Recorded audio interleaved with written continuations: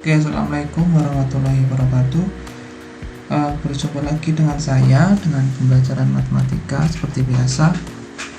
Semoga kalian sehat selalu di kondisi pandemi yang seperti ini.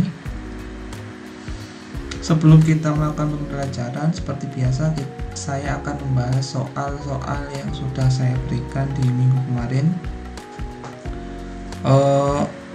Untuk soal-soalnya sudah saya tuliskan di situ. Tujuan pembelajaran kita hari ini adalah kalian dapat mengenali salah satu sifat dari perpangkatan, yaitu perkalian pada perpangkatan. Nah, bagaimana perkalian pada perpangkatan? Ya, tujuan dari pembelajaran kali ini yaitu agar kalian dapat mengerti dan menerapkan sifat dan menerapkan cara mengerjakan bagaimana untuk perkalian pada perpangkatan. Oke, langsung saja kita bahas dulu sebelum pembelajaran bab barunya kita mulai. Oke, kita lanjutkan. Ternyata yang saya tampilkan di awal itu soalnya salah. Soal yang untuk minggu ini. Ini soal yang minggu kemarin.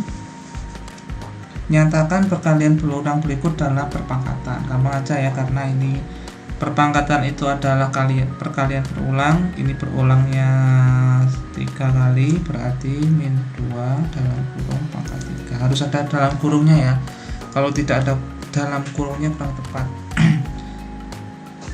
Kalau dalam soal itu menyederhanakan, berarti kalian tidak perlu sampai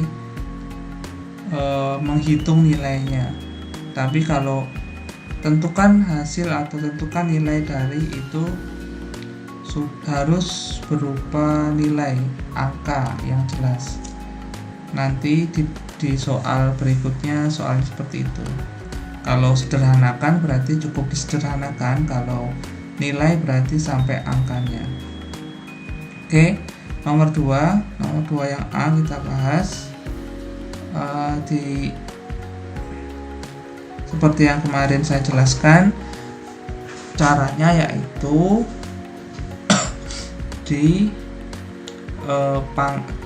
pangkatnya dikerjakan terlebih dahulu. 2 pangkat 4 itu adalah 16. Terus perkalian 3 kali 16 48 ditambah 5 53. Itu jawabannya. Yang B setengah 6 pangkat 3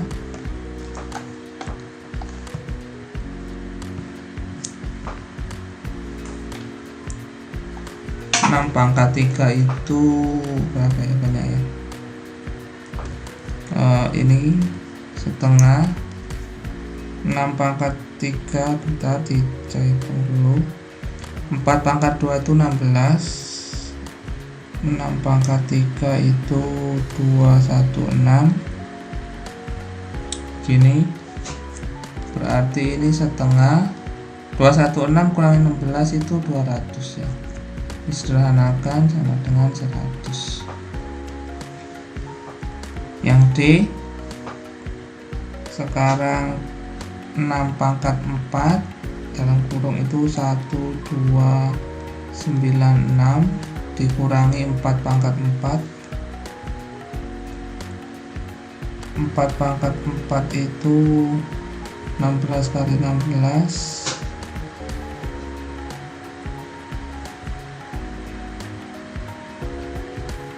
256 dibagi 2. Ini kalau dikurangi jadi 140 dibagi 2 jadinya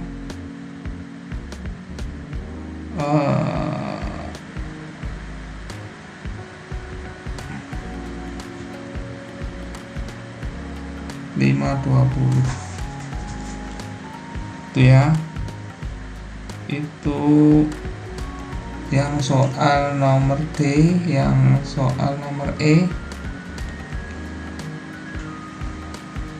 ini sama. Nah, kalau seperti ini saya hapus dulu aja ya, saya hapus yang atas. Kalau seperti ini, seperempatnya dikali 4 kali, jadi seperempat kali seperempat kali seperempat kali seperempat, itu hasilnya 4 pangkat 4 sama kayak 4 pangkat 4 tadi, 256 dikali 1/9, min sepertiga kali min sepertiga itu 1/9 ya, jadi 256 dikali 9 itu hasilnya 1, karena atasnya 1 pasti 1, karena 1 kali 1 1, 2, 3, 0, 4. Nah, ini jawabannya. Oke. Kalau ada yang masih ditanyakan, silahkan ditanyakan lewat chat pribadi atau di grup. Kita masuk ke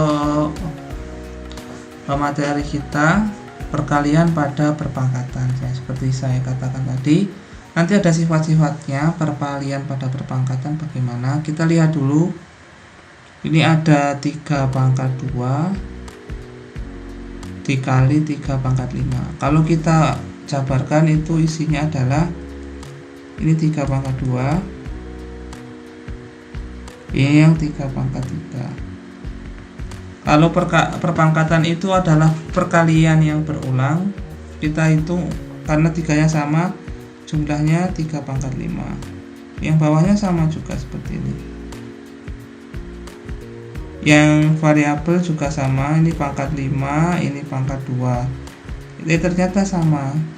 Kita hitung y-nya berulang 7 kali, berarti bisa kita tulis sederhana jadi y pangkat 7. Kalau seperti ini saya tulis aja ya, 6, berarti 6 kali 6 kali 6 yang pertama, terus berarti ini 6 kali 6, berarti 6 nya ada berapa? 6 nya ada 5, 6 pangkat 5 itu ya.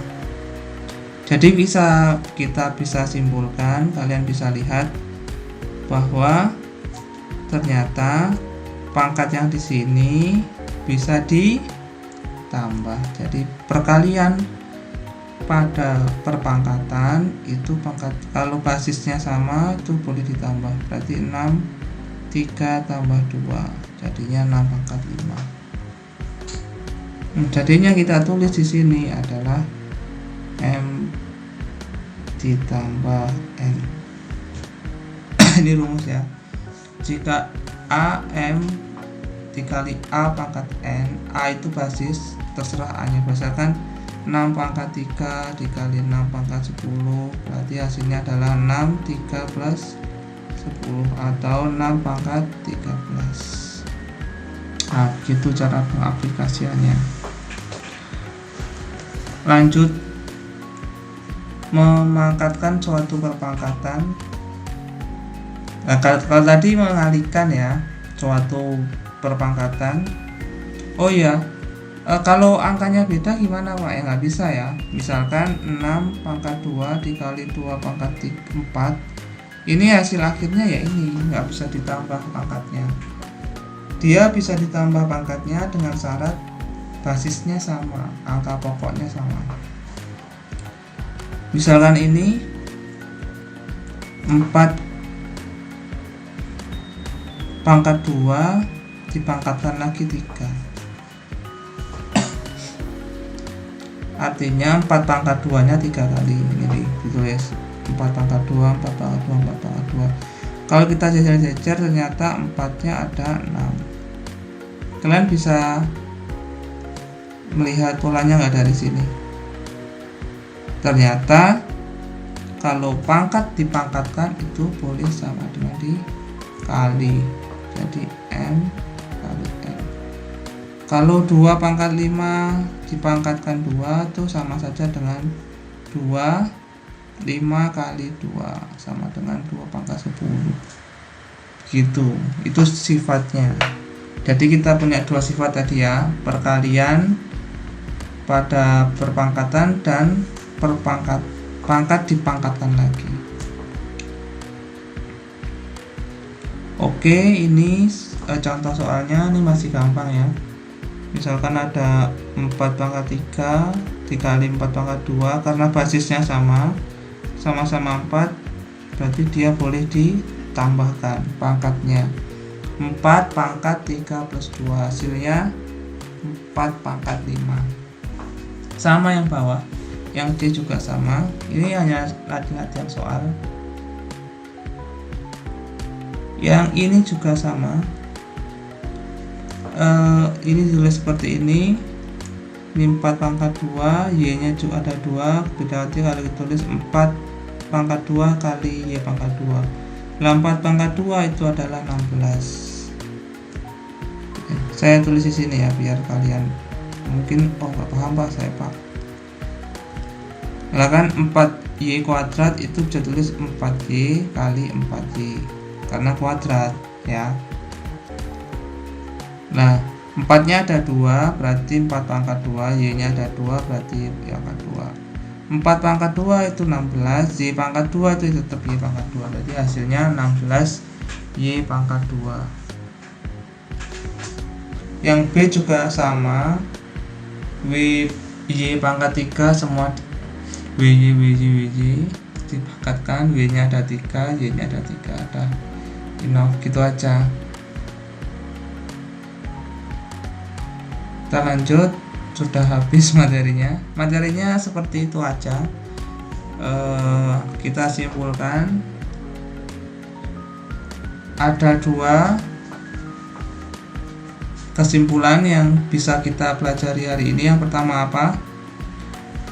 Perkalian pada pemangkatan. Misalkan tadi ada A pangkat M dikali A pangkat N, itu jadinya pangkatnya boleh ditambahkan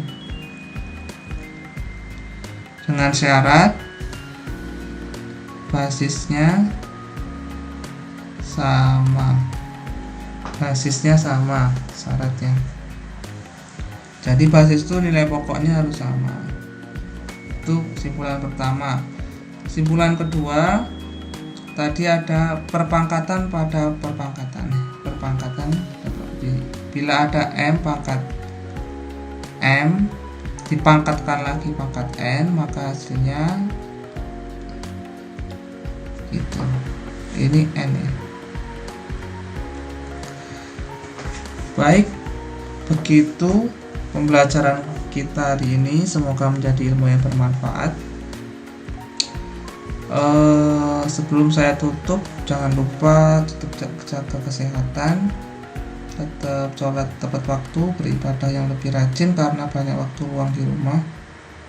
Gunakanlah waktu luang untuk waktu-waktu yang bermanfaat. Terima kasih atas atensinya. Jika ada pertanyaan silakan ditanyakan, jangan lupa dikumpulkan paling lambat besok. Oke, sekian dari saya. Kita tutup dengan bacaan Qafwatul Majlis. Subhanakallahumma wa bihamdika asyhadu an la ilaha illa anta astaghfiruka wa atubu ilaik. Assalamualaikum warahmatullahi wabarakatuh.